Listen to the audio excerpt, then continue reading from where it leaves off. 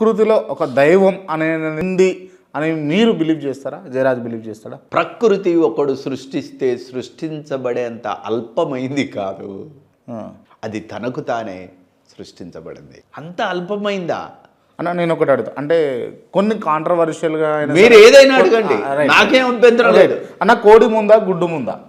కోడి ముందా గుడ్డు ముందా? అయినాకు అవసరం లేదు. ప్రకృతి ఏది ఇచ్చినా కానీ అది సహసిద్ధంగా ముందు ఇచ్చిందా వెనక ఇచ్చిందా ఇవి కొలమానాలు కావు. ఇక్కడ ప్రధానమైనది ఏంటంటే ప్రకృతి అపారమైంది. కొన్ని విశ్వంలో కొన్ని కోటాను కోట్ల నక్షత్రాలు ఉన్నాయి. ఏ నక్షత్రం మీద కూడా ఇలా కొండలు కోనలు జలపాతాలు ఎక్కడ కూడా లేవు. ఓ అందమైన మనుషులు, ప్రేమలు, అనురాగాలు ఏ గ్రహం మీద కూడా మనకు కనపడవు. ఈ గ్రహం మీదనే దాశరథి అంటాడు, భూగోళం పుట్టుక కోసం రాలిన సురగోళాలెన్నో. మీరు గమనిస్తున్నారుగా, భూగోళం పుట్టుక కోసం రాలిన సురగోళాలెన్నో, ఈ మానవ రూపం కోసం జరిగిన పరిణామాలెన్నో. ఎన్ని పరిణామాల తర్వాతనో ఒక అద్భుతమైన ఈ గ్రహంగా ఏర్పడింది. ఈ గ్రహం ముందుగా చాలా భయంకరమైన హీట్ తోటి జనరేట్ అయ్యింది. తర్వాత నువ్వు ఎప్పుడైనా గుర్తుపెట్టుకోండి, నేచర్లో డ్యూయల్ రోల్ ఉంటుంది. ఒక వేడి ఉన్నదంటే కూల్ కూడా ఉంటుంది. ఓ ఎండాకాలం వచ్చిందంటే వానకాలం కూడా వస్తుంది. ఓ రాత్రి ఉందంటే ఒక పగలు కూడా ఉంటుంది. ఓ జననం ఉందంటే ఖచ్చితంగా మరణం ఉంటుంది. ఓ కష్టం ఉందంటే ఖచ్చితంగా సుఖం కూడా ఉంటుంది. ఈ డ్యూయల్ రోల్ మీద ఓ ఎత్తు ఉన్నదంటే ఒక లోయ కూడా ఉంటుంది. ఈ డ్యూయల్ రోల్ మీద ఈ నేచర్ పనిచేస్తుంది. రైట్. అంటే దీని వెనకాల అంటే చాలామంది అనేది ఏంటంటే, మీరు ప్రకృతి కవి కాబట్టి ప్రకృతిని ప్రేమిస్తారు కాబట్టి దీని క్రెడిట్ మొత్తం కూడా ప్రకృతికే ఇస్తారు. కానీ ప్రకృతి సృష్టింపబడ్డది అని అంటే దేవుడు అన్నట్టు ఆయన ఉన్నాడు, ఒక మంచి శక్తి అయితే ఉన్నది, ఆ శక్తి వలన ఇది అంతా ఏర్పడ్డది అనే వాళ్ళ నమ్మకం కూడా ఉన్నది. దానికి వాళ్ళ నమ్మకం కాదు, నేను మిమ్మల్ని అడుగుతున్నా, ఏ దేవుడు ఇంత అనంతమైన విశ్వాన్ని సృష్టించాడో వాళ్ళు చెప్పండి. ఆయన పేరు చెప్పండి. అంటే ఒక్కొక్కరు ఒక్కొక్క దేవుని నమ్ముతా ఉంటారు కదా అందరు. అంటే మనిషి అంటే ఇక్కడ మీకు మీరు కాంట్రవర్సీ అన్నారు కాబట్టి నేను కూడా ఒక క్వశ్చన్ చేస్తాను. చెప్పండి. అడగొచ్చా? అడగండి అన్న, అడగండి. దేవుడు అంటే మనం తయారు చేసిన దేవుడా, మనల్ని తయారు చేసిన దేవత? మనల్ని తయారు చేసిన వాళ్ళు దేవత.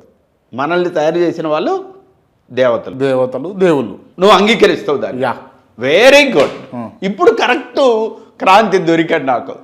మనం తయారు చేసిన దేవతలు ఎలా ఉంటారంటే, మనకు భయంకరమైన మీకు చేతులకు రింగులు ఉన్నాయి, బంగారం ఉంది, ఇంకా కొంతమంది ఇక్కడ పెట్టుకుంటారు కదా, ఒంటి నుండి ఇంత లావు బంగారం తాళ్ళు వేసుకుంటారు. అంటే వీడి ఇంట్రెస్ట్ ఏంటి? బంగారం మీద బాగా ప్రేమ ఉంటుంది కాబట్టి ఇతను పూజించే దేవతలకు కూడా ఒంటి నిండా బంగారం పెడతాడు.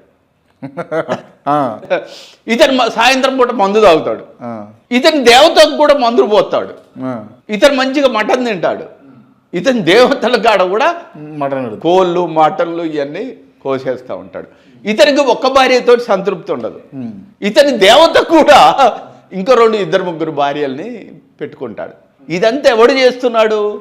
మనిషి తయారు చేసిన వాడి లక్షణాలు మనిషి తయారు చేసిన దేవతలకు మొత్తం కూడా ఇది అంటగడతాడు. అంటే దేవుడు చేసిన మనుషులు చేసిన దేవతలతో మొత్తం ఇలా ఉంటారు, మీరు చెప్పినట్టుగా ఉంటారు. ఓకే.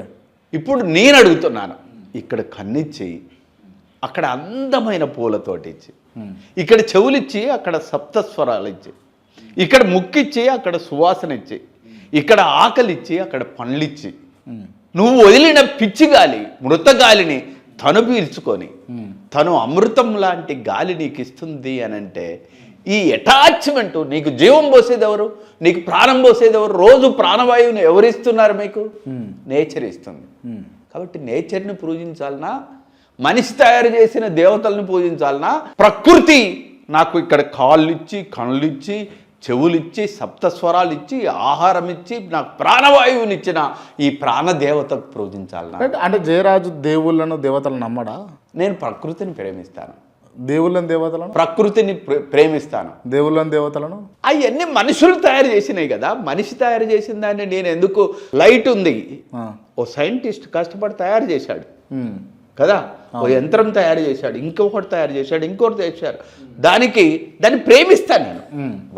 వాళ్ళ మనోభావాలను నేను ప్రేమిస్తాను, నేను తప్పుపట్టను. కానీ అదే సర్వస్వంగా నేను కాదు. నన్ను ఒక విశ్వాంతరాలను క్రియేట్ చేయగలిగిన వాడు ఎవడూ లేడు. అది నేచర్ తనకు తానే క్రియేట్ చేయబడింది. అది రోజు రోజుకు మారుతుంది. ఒక అగ్నిగోళంగా ఉంది, మంచు కొండలాగా తయారైంది, మంచు కొండలాగా ఉంది. ఈరోజు 4 నెలలు వర్షాకాలం. ఎంత బ్యూటీ అసలు. నువ్వు ఒకవేళ క్రాంతి, మీకు దైవం మీద నమ్మకం ఉందా? అవును, ఉంది. ఉంటే ప్రకృతిలో చూడు. ఈ ఎలిగాడు, పులిగాడు, మల్లిగాడు, ఈ దిక్కుమల్ల వీళ్ళు కాదు నేను అనేది.